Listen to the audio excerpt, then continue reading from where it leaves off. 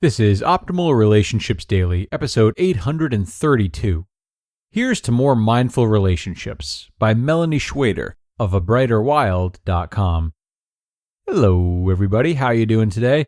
I am your host, Greg Audino, welcoming you to another episode here on ORD, the show on which I read to you from relationship blogs, books, and articles every single weekday. And everyone, it's no secret that 2020 has been a lot, and I think you'd agree that we could all benefit from less stress and more sleep in our lives. It is so important to take care of ourselves and invest in our well-being during times of anxiety. I don't need to tell you that.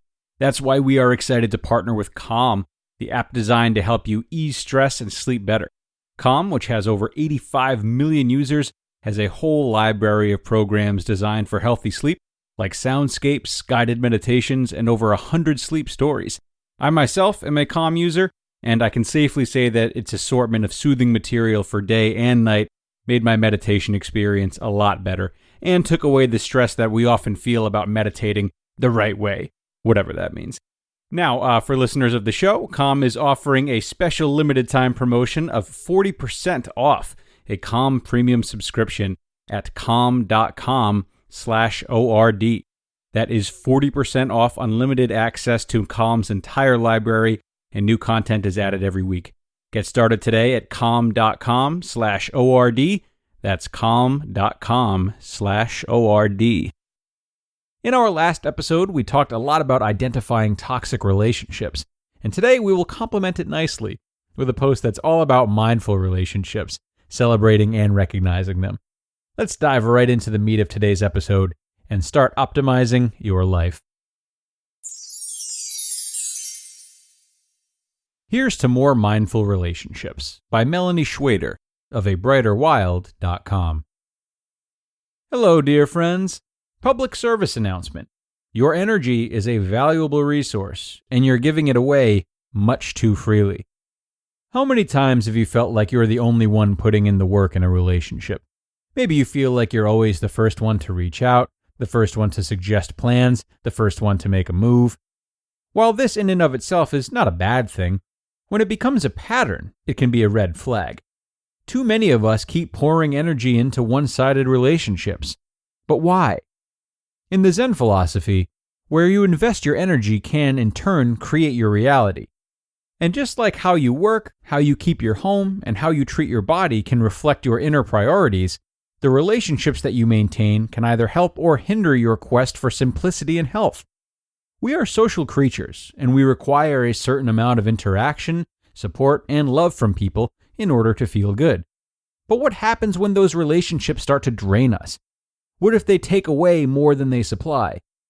Unfortunately, too many people are stuck in this position, overpacking their calendars with social events that they would really rather say no to, in order to have the illusion of maintaining a certain importance, standing, or feeling of belonging.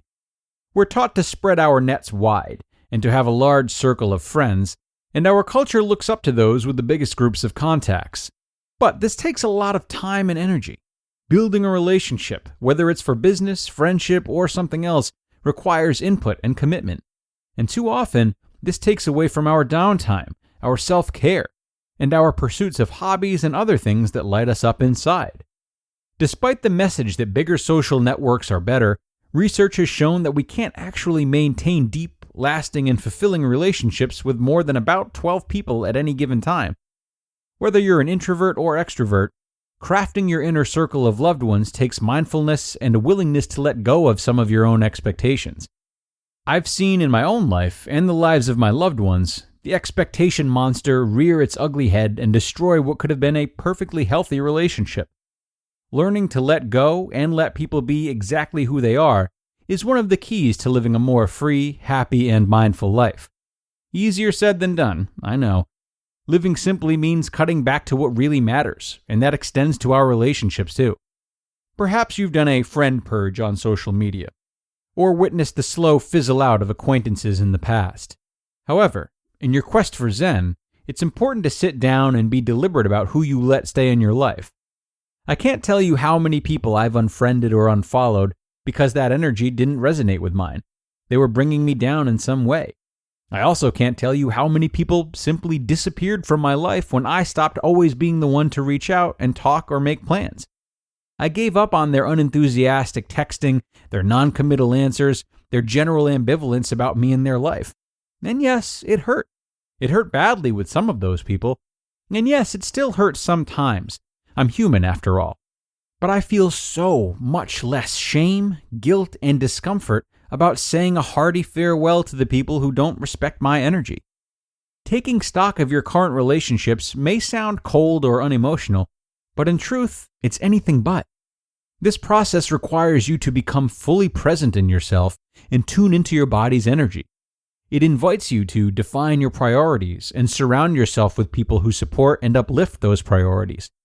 You'll have to really listen to your higher self here, as you think about the people you keep in your circle and how they make you feel.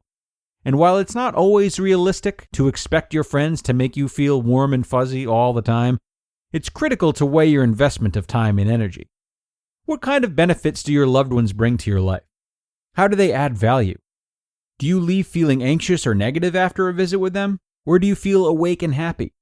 How much energy do they demand from you? And how much energy do they invest in return?